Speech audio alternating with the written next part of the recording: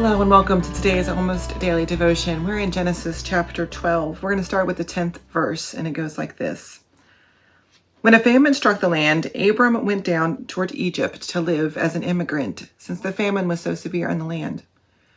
Just before he arrived in Egypt, he said to his wife Sarai, "I know you are a good-looking woman. When the Egyptians see you, they will say, 'This is his wife,' and they will kill me but let you live. So tell them you are my sister, so that they will treat me well for your sake, and I will survive because of you." When Abram entered Egypt, the Egyptians saw how beautiful his wife was. When Pharaoh's princes saw her, they praised her to Pharaoh, and the woman was taken into Pharaoh's household. Things went well for Abram because of her. He acquired flocks and cattle and donkeys and servants. Then the Lord struck Pharaoh and his household with severe plagues because of Abram's wife Sarai. So Pharaoh summoned Abram and said, "What's this you've done to me? Why didn't you tell me she was your wife? Why did you say, 'She's my sister,' so that I made her my wife? Now here's your wife, take her and go." Pharaoh gave his men orders concerning Abram, and they expelled him with his wife and everything he had. Boy, is this problematic, this passage. There's a lot of things going on here, so let's unpack it first a little bit. So it's not totally uncommon in a desert environment to have famines, periodic famines. And we see that even to this day all the time, even with modern irrigation practices. There are times when when famine strikes, or at least when it becomes difficult to grow food.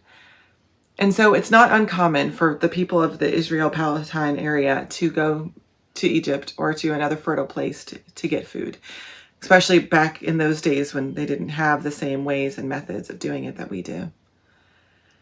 And so Abram and Sarai left their place that they had become comfortable and went to Egypt so that they could survive. Now, this probably had in them several things. They probably were really afraid. I mean, it's scary. I'm always a little scared when we vacation somewhere new that I'm not going to know, where the grocery store is. And it's always fine, but I'm always a little concerned about that. How are we gonna eat? And I always overpack. So they were probably a little afraid because they didn't know what life was going to look like there. They had $3 in their pocket and they had to run. They were probably a little afraid of the people there. They didn't know anything about them. They didn't know their culture, didn't know their practices, didn't know if they would accept them or help them out at all. And so they were a little afraid of the people. And fear always causes us to do terrible things. Fear is a terrible reason to do things. Now, we almost never label it fear.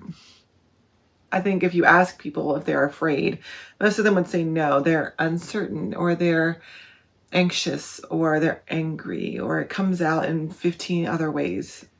We've seen a lot of ways in our country where fear has driven us to do things, driven people to do things that they maybe wouldn't have done otherwise, caused them to trust in conspiracy theories, to become paranoid, to become anxious, to lash out at one another in anger, to drink, to overindulge, to escape into an unreality.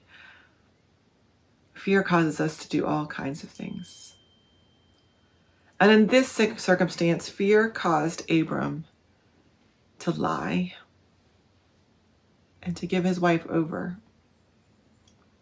Now, we don't know if Sarah knew what was going to happen to her. We don't know if Sarai was involved in the story. My guess is probably not, but she may have just been as afraid as Abram and so allowed it to happen. But either way, Abram perpetrated violence upon her and gave her over to Pharaoh because he was scared. He lied, and he set them up for failure too. And so Pharaoh, when bad things began happening to him, decided to find out what the problem was. Now, Pharaoh is innocent in this situation. He did nothing out of the ordinary. He did nothing wrong. It was Abram who lied. It was Abram who committed violence against his wife out of fear. Abram who believed the lies that they would kill him. And I wonder how often we let our fear be our driver. We let our fear be the reason that we do things, the reason that we commit violence upon one another, whether in word or in deed. How often do we let fear,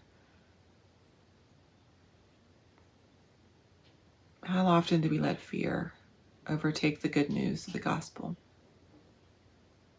How often do we let fear make us paranoid so we can no longer be in the community of God? How often do we let fear commit violence upon others and not be able to have space to be with people, to be present with people who may not be like us? Either way, Abram learned a difficult and challenging lesson, except he didn't learn it this time. Stay tuned for more of Abram's story as we continue to explore how he journeys with God.